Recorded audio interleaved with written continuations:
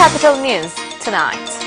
Rain destroys homes and crops at Hamwelo village in Mbozi district.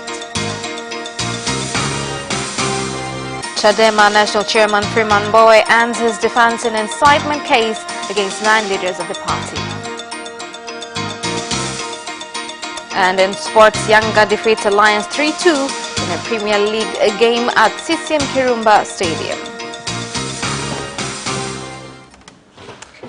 Good evening, this is Capital News at 9:30. My name is Khadija Zimbwe. First, the national news. A heavy rainstorm has caused massive destruction on houses and crops at Hamwelo village in Itaka Ward, Mbozi District, Songwe region. Mbozi District Commissioner John Palingo has said the victims of the storm will be provided with essential support and called on Tanzanians to contribute aid for the victims. There was very strong winds which damaged houses and crops.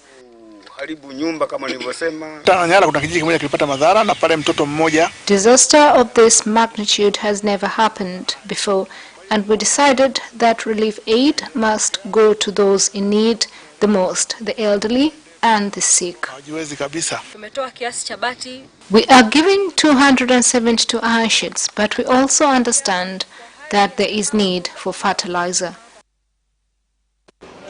At least 18 passengers escaped a death after a commuter bus with registration number T99AAP went up in flames at the bus station near Shinyanga Central Market.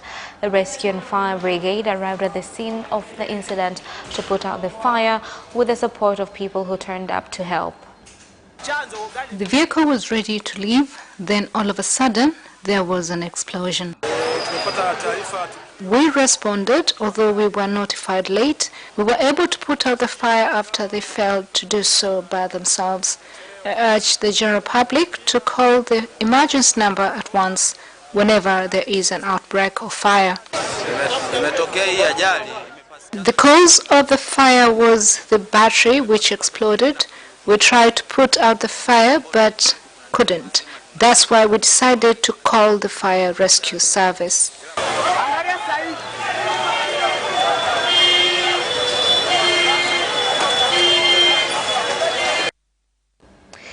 The chairman of Chama cha Demokrasia na Maendeleo, Freeman Mbowe, has ended his defense at Kisutu Resident Magistrate Court by stating that his party has no intention of taking over power by using force or sensitizing hatred. He made the statement when a senior state attorney, Faraji Nchimbi, was questioning him during his defense in the incitement case facing 9 leaders of the party. Mbowe, led by his advocate Peter Kibatala, told the court that the party aims to take over power through the ballot box. After Mbowe, Iringa Urban MP Peter Msigwa began his defense in this incitement case, whereby he told the court that among members of parliament who took part in the meeting to end campaigns at Buibui area included Mwita Waitara, who is currently the Deputy Minister of Regional Administration and Local Government. Now, Coconut Foundation, the organizers of the National Spelling Bee Competition 2019, in collaboration with Oxford University Press Tanzania and ITV, have handed over a prize to Kanosa Primary School for coming first in 2 categories of the competition.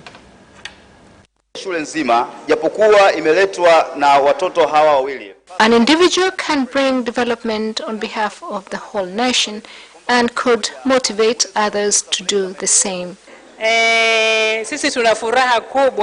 We are very delighted with the people of Oxford, Coconut Foundation and ITV for recognizing this ability in children and by valuing them, which encourages them to do better.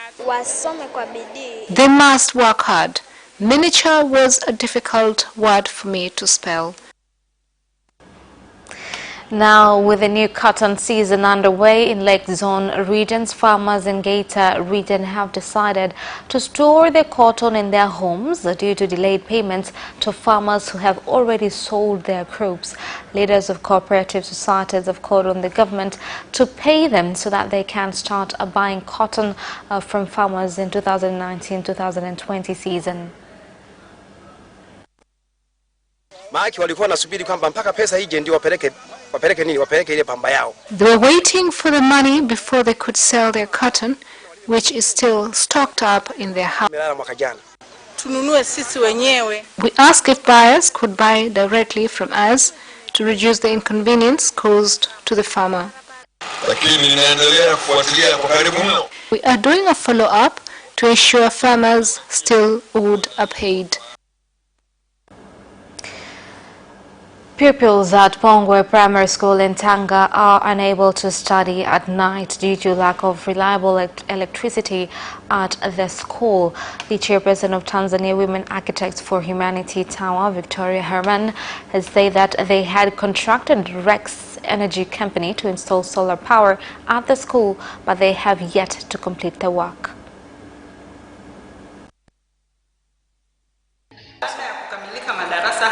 There is still a lack of electricity, which makes it difficult for students to study in class for a longer period. We called the engineer to come and fix the problem, but also to improve on the quality of lighting. I will send my team of experts to see what the problem is. 5 employees from Mbinga Rural District in Ruvuma region have been arrested by police following allegations of stealing 91 million shillings being taxes collected at the coal dry port at Amani Makolo area. The executive director of Mbinga Rural District, Juma Mwele, said that the accused have committed the allegations and have agreed to pay back the money. And on his part, Mbinga District Commissioner Cosmas Nshenye has said that some executives have embezzled funds collected from entrepreneurs who paid for identification cards issued by President Dr. John Magufuli. Found out that some of our members of staff had embezzled funds from one of our revenue collection centers from July to September, 91 million shillings. They've agreed to return 79 million. This must not happen again. All the money must be returned immediately and disciplinary measures taken against perpetrators. I know some of you have sold out ID cards for small businesses.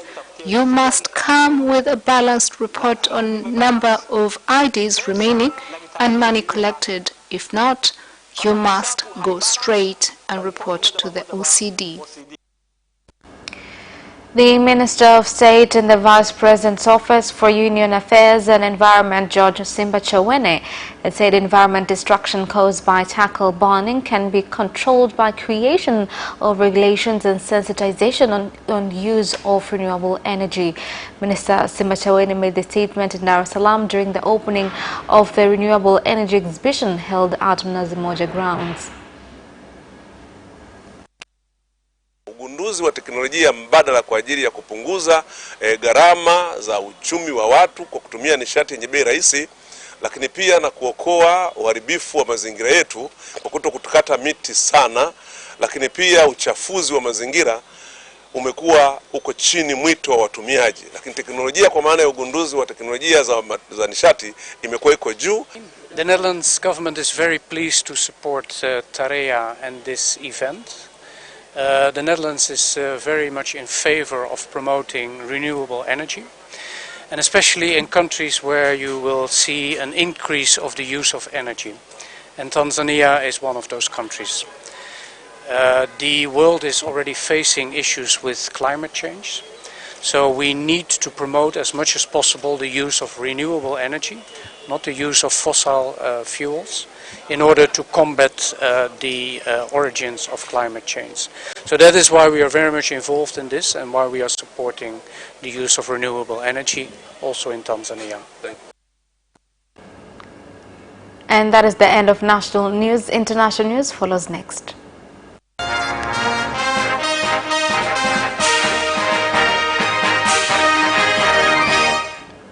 And in international news, A man suspected to be a terrorist has been shot dead after trying to wrestle a gun from a police officer on patrol duty at the Gulf Bank in Mombasa, Kenya. Now, witnesses say that the suspect had wanted to shoot the policeman after grabbing the gun, a CZ Scorpion from him, and citizens nearby intervened by attacking the criminal, giving the policeman a room to reclaim his gun and shoot the suspect. Shuhudia vile ilikuwa askari alikuwa anakuja mbio kutoka kule. I have witnessed how it all happened. The police officer came running behind the suspect who had pointed gun to another police officer. But because he didn't know how to use the gun, the officer managed to get ahead of him by pushing him down and took a gun back and shot the man. We have not found out the man's intention in trying to kill the police officer, but from the actions, his intentions were not good to the police officer. President Yoweri Museveni of Uganda has directed security officers to shoot criminals in the country involved in killings, armed robbery and rape. He said that he does not have the time to placate criminals to stop engaging in such activities. You are near me and you kill, mistreat, rape an African woman who is my muzukuru or food day, I cannot spare you. I will kill you. Anybody who does not feel like I feel, who does not love Ugandans, all of them, because this is my problem. I love all Ugandans, short and tall, beautiful and ugly. They are all my people, and I will die for them. If you don't feel like that, please go to the Inspector General of Police and tell him that I don't feel like that man. And 2 days after the Building Bridges Initiative report was unveiled to the public, Kenyans have continued to express their views on the report, which aims to unite Kenyans. Kulingana na maoni ya BBI. From BBI report, I did not see a quotation that talks about the poor people. This means that the government leaders are the ones that are going to benefit, but a common mwananchi will not benefit at all. To me, the report has not touched crucial areas because it stated about increasing the number of leaders, which I'm sure someday they will escalate into more political violence.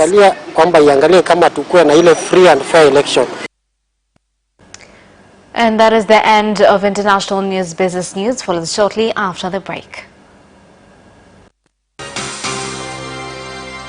Watch Business Edition as we talk to business leaders and experts in sectors that are transforming Tanzania's economy. To be rich, I have to be a business person. It's not an easy road at all. People need to understand. You must quickly think, how cost effective are you going to be? Business acts as a way in which it can bridge that gap. Business Edition will keep you informed on latest developments in the financial sector, extractive industry, tourism,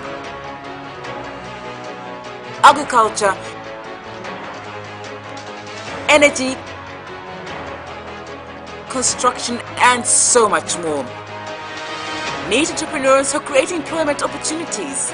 Watch Business Edition on Friday at 8:15 p.m.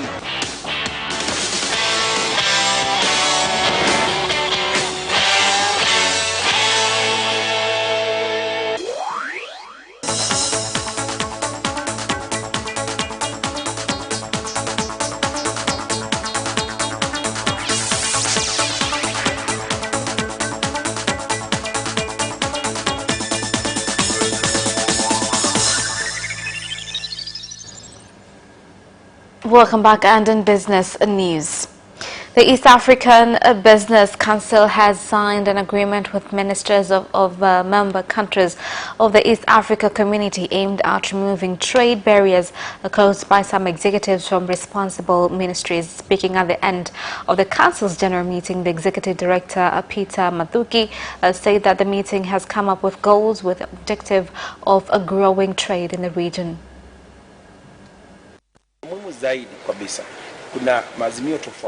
We have reached several agreements, including expanding trade within the region from 12% to 24% in this and the coming year. The coming business summit for the East Africa Community will see the significance of this agreement. Time is crucial in doing any kind of business. Thus, it means if transportation are improved, then efficiency in any business will be increased and eventually boost income. This meeting has been significant to East Africa Community member countries because trade barriers are soon going to be history. Wawe wazito kufanya biashara ndani ya jumuiya yetu, lakini kwa makubaliano hayo yaliyofanyika. Tanzania Revenue Authority TRA has said the taxpayer education campaign implemented in various regions of the country has increased compliance amongst the business community. TRA says on the 2nd of December this year, the campaign will involve house-to-house taxpayer education in Dar es Salaam. Watu ambao hawajalipa kodi ya majengo waweze kuilipa mapema, maana watu wengi wanasubiri mwishoni. All who have not paid building tax should start paying early because many people are used to pay late. We are going to educate people on importance of paying taxes early, where to pay and means of payment. Registrations are also important, thus people are urged to register themselves early before the due day so as to reduce commotion on the paying day. We shall go around Dar es Salaam region in all its districts, street by street, house to house, and all business centers. People should not fear our visits. These are going to be friendly visits so that they can be educated about tax and for them to express their challenges and concerns. Ya wazi kati yetu na wao ili kuelimishana. Fair Competition Commission FCC has regulations for online business has enabled many companies to grow and improve on their services. People are saying that there is no need of regulations, but honestly, if there are no rules and regulations, then people will not abide to laws. Tanzanians will be facing the consequences that is unacceptable. Na ndio maana theme ya mwaka huu, this year's theme is creating a good competitive environment at the digital market. Since people are doing business online, then it is our responsibility to make sure that the competition is also fair on online markets. Competition is needed to increase creativity, value and consumer welfare. Tunahitaji ushindani ili kuwa na ubunifu, tunahitaji ushindani ili kuwa na tija. And that is the end of business news. Sports news follows up next. Away first time, good start from Bolt. Bolt leading a moment of going away. Gay trying to go with him and he's going to be dragged through to second place, but he's going to win it by 2 meters. Away first time, good start from Bolt. Bolt leading a moment of going away. Gay trying to go with him and he's going to be dragged through to second place, but he's going to win it by 2 meters.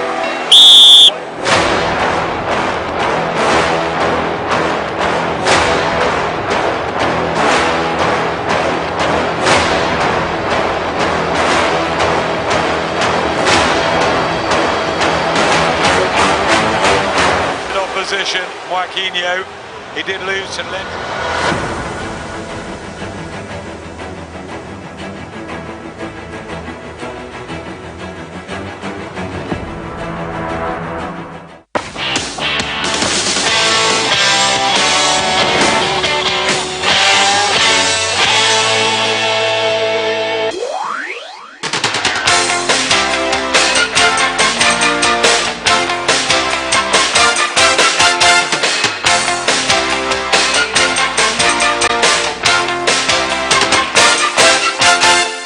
And in sports news tonight, Young Africans have defeated Alliance FC 2-1 in a Premier League game played at CCM Kirumba Ground in Mwanza.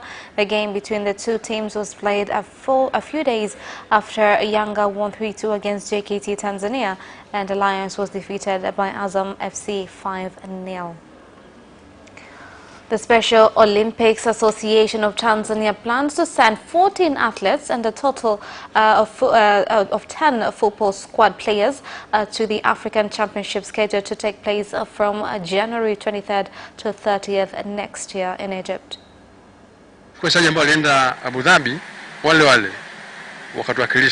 The same players that represented us in Abu Dhabi will represent us again, because athletes need to have passports, and the process takes a long time, while we are left with only 1 month.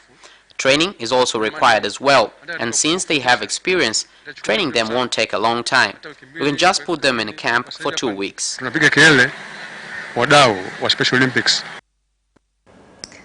Arsenal have sacked Unai Emery after a disastrous run of form lead to the Spaniard position become untenable. Hear more details. Emery's dismissal had seemed a matter of time in recent days, with Arsenal 8th in the Premier League and unable to achieve any semblance of consistency in their performances. The decisive blow was a 2-1 Europa League defeat by Eintracht Frankfurt on Thursday night in front of a half-empty Emirates Stadium, which forced the club's board to act after weeks of deliberation. Freddie Ljungberg, the first-team coach, will take over as interim head coach. Emery and his coaching staff arrived at the club's training ground early on Friday morning, ostensibly to prepare for Sunday's match at Norwich, and were met by the technical director Edu, the head of football Raul Sanlehi, and the managing director Vinay Venkatesham. Ferrari's Charles Leclerc has made it clear he believed his teammate Sebastian Vettel should have not collided with him at the Brazilian Grand Prix. Hear more details. The incident took them both out, and while Leclerc accepted he was also at fault, he pointedly noted that Vettel knew he had made the move that led to the crash. The drivers were vying for position at Interlagos when Vettel went to pass his teammate. Having drawn just ahead, he moved to the left, squeezing Leclerc's line, who did not give ground, and sustaining damage that eliminated both Ferraris. Mattia Binotto, the team principal, demanded explanations, and both drivers were summoned to Ferrari's headquarters at Maranello. And Liverpool have unveiled ambitious plans to increase field's capacity beyond 60,000. Here's more on the report. Made a formal planning application as early as spring 2020. Earlier this month, it was confirmed that the Anfield Road redevelopment was set to take a step forward, with local residents and businesses invited to a series of public consultation events, which will take place over the next week. And now Liverpool have released the first images of the proposal, which will take the stadium's total capacity to around 61,000. And that Sports Item ends our news bulletin for tonight. My name is Khadija Zimbwe. Thank you for watching, and good night.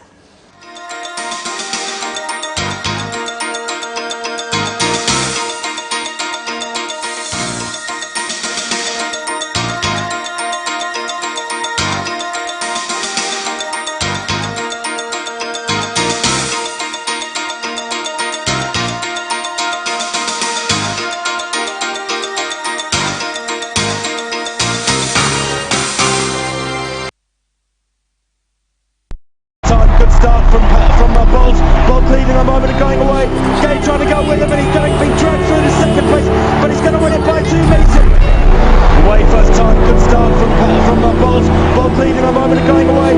Gay trying to go with him, and he's being dragged through to second place, but he's going to win it by 2 meters.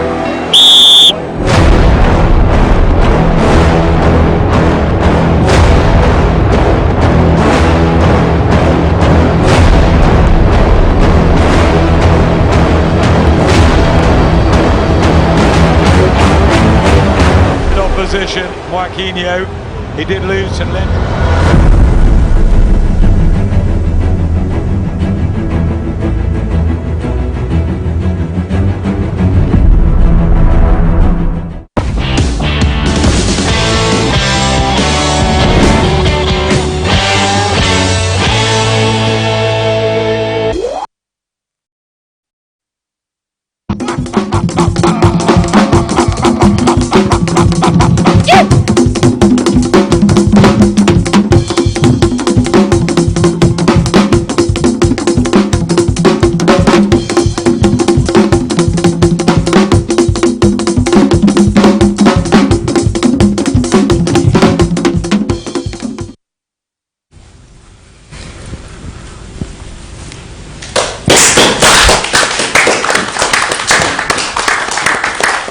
Na habari za wakati huu, mtazamaji wa ITV, msikilizaji wa Radio 1 na msikilizaji wa Capital Radio, nawe ambao unafuatilia kupitia YouTube ITV Tanzania na Facebook ITV Tanzania.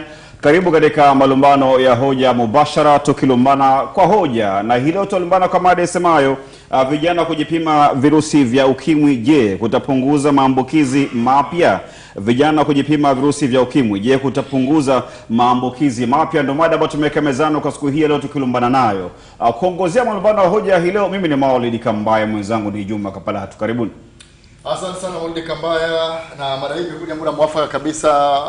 Kila tarehe 1 Disemba kila mwaka tunaadhimisha siku ya ukimwi duniani. Kwa tunapata fursa ya kuweza kutafakari na jinsi gani ya kuweza kuangalia jinsi gani tunaweza kujiepusha na maambukizi mapya ya virusi vinavyosababisha ukimwi. Tukiangalia kulingana na takwimu zinazotolewa na TACAIDS kila siku na wataalamu wa afya, takwimu sio nzuri Kambaya, kulingana na jinsi hali ilivyo, kulingana na kasi ya maambukizi hasa wa kundi la vijana kuanzia miaka 35 mpaka 40 mpaka 50. Tunaambia takriban watu 200 kwa siku wanaambukizwa maambukizi mapya ya virusi vinavyosababisha ukimwi. Takwimu rasmi kabisa ile ambayo imetolewa na mkurugenzi wa TACAIDS. Kwa hiyo hali inatisha kidogo. Natisha kidogo, ndio maana tumeweka mada hii mezani siku ya leo. Tuangalie tunatafakari vipi, tunaenda vipi na jinsi gani tunaweza kujiepusha na maambukizi mapya ya virusi vinavyosababisha ukimwi hasa kwa sisi vijana. Na kama ilivyoada, huwa tunakuwa na wachokoza mada meza kuu, na leo tupo na Benedicto Ruvanda, yeye ni meneja kituo cha taarifa, elimu na ushauri kuhusu VVU na ukimwi kutoka TAYOA. Karibu sana. Lakini pia Edgar Mapunda, yeye ni mratibu mradi wa Timiza Malengo kutoka pale TACAIDS. Karibu sana. Bila shaka ni watu ambao mnashughulika moja kwa moja na mambo haya ambayo tutazungumza kwa siku hii ya leo. Tuanze kuchokoza hapa mezani. Benedicto Ruvanda, mara tumeweka mezani, unaitazamaje kwa upande wako? Asante. Kwa hiyo ni kweli kwamba kwenye siku za usoni serikali mswada umepitishwa ambapo utaruhusu watu kujipima wenyewe. Mada ambayo iko mezani nataka sisi tujadiliane, tulumbane kwa hoja, tuone kama ni kweli kwamba hii kujipima wenyewe itasaidia katika kupunguza maambukizi ya virusi vya ukimwi. Na sisi wote tunajua kwamba malengo yote ya Tanzania na malengo ya dunia nzima kwenye upande wa maambukizi ya virusi vya ukimwi na ukimwi ni kuhakikisha angalau tunafikia zile 93. Na 90 ya kwanza inasema kwamba angalau 90% ya watu ambao wana maambukizi ya virusi vya ukimwi wao wanajua kwamba wana maambukizi ya virusi vya ukimwi. Na hii ni mlango kuingia kwenye 90 nyingine mbili. Na tunajua kwamba 90 nyingine mbili, 91 inasema wale watu wote ambao wamekutana na maambukizi ya virusi vya ukimwi, 90% ya watu ambao wamekutana na maambukizi ya virusi vya ukimwi, angalau wote waingie kwenye matibabu 90% ya hao watu. Na 90 ya tatu inatuambia 90% ya watu ambao wapo kwenye matibabu wafikie kiwango cha chini kabisa cha virusi vya ukimwi. Kwa hiyo tunajua kwamba hatuwezi kufikia hizo 92 za huko chini kama hatukuwa tumefanikiwa kwenye 91 ya kwanza. Na 90 ya kwanza inahusu kupima virusi vya ukimwi. Na tunajua kwamba kumekuwa na changamoto kidogo kwenye upimaji wa virusi vya ukimwi. Kwa sababu tunasema vijana, nitasema kuhusu vijana pia kwa ufupi. Tunajua kwa mfano angalau ni 50.2 tu ya vijana wenye maambukizi ya virusi vya ukimwi wanajua kwamba wao wana maambukizi ya virusi vya ukimwi. Na kati ya hao, kama sikosei, takwimu zinasema angalau 35.7 ya wanaume, 35.7 ya vijana wa kiume wanajua kwamba wao wana maambukizi ya virusi vya ukimwi. 35.7 ya wanaume, vijana wa kiume wa 15 mpaka 24 wenye maambukizi ya virusi vya ukimwi wanajua kwamba wao wana maambukizi ya virusi vya ukimwi. Na ni 54.4 ya vijana wa kike wa umri huo wanajua kwamba wenyewe wanaishi na maambukizi ya virusi vya ukimwi. Kwa hiyo hii ni kama kusema kuna watu wengi wengine ambao wako nje wana maambukizi ya virusi vya ukimwi na hawajui kwamba wao wana maambukizi ya virusi vya ukimwi. Na hii peke yake ni changamoto kubwa, kwa sababu kama hatujaweza kufikia mafanikio kwenye hii 90 ya kwanza, inamaanisha pia hatuwezi kupata watu wa 90% ya watu kuingia kwenye matibabu, hatuwezi kupata 90% ya watu wenye maambukizi ya virusi vya ukimwi kufikia kiwango cha chini kabisa cha virusi vya ukimwi kwenye miili yao. Kwa hiyo tunajua kwamba hii 90 ya kwanza ndio mlango kuelekea kule. Na tunajua kumekuwa na changamoto nyingi kwenye upimaji wa virusi vya ukimwi. Mimi kama walivyo watu wengine, kama walivyo vijana wengine, wanaogopa kupima. Kwa hiyo ni kweli kwamba watu wanaogopa kupima na kuna changamoto nyingi kwa nini watu wanaogopa kupima. Na moja kati ya hizo changamoto kubwa ni usiri. Mtu anasema mimi nakaa kijijini na nafahamiana na watu wa huduma kwenye jamii ambako naishi. Kama ningefika hospitali au ningefika kwenye kituo cha kupima virusi vya ukimwi nikamkuta mtu ambaye anatoa huduma kwa upimaji ninafahamiana naye, mimi nitaondoka, nitarudi nyumbani kwa sababu mimi nitaona aibu pale kupima. Labda nitapima, atajua kama mimi na maambukizi ya virusi vya ukimwi, labda atawaambia watu wengine, labda mimi nitaishije. Tunajua kwamba moja kati ya malengo makubwa duniani ni kufikia kusiwe kuna unyanyapaa. lakini unyanyapaa bado upo kidogo, watu bado uelewa hautoshi, kwa bado baadhi ya vitu bado vipo. Kwa hiyo ni kweli kwamba kama watu wakipata nafasi ya kujipima wenyewe virusi vya ukimwi, kwanza itasaidia watu kujua hali zao za maambukizi. Hicho ni kitu cha kwanza. Na tunajua kwamba mtu akishajipima akijua kwamba ana maambukizi ya virusi vya ukimwi, hiyo ni matokeo tu ya awali. Atatakiwa kwenda kwenye kituo cha afya kwa ajili ya kuthibitisha kwamba matokeo yake aliyojipima yalikuwa ni kweli au sio kweli. Kwa hiyo atatakiwa, kwa sababu tunajua kwamba yeye sio mtaalamu, yeye sio mtu anayeelewa kabisa kuhusu kujipima virusi vya ukimwi.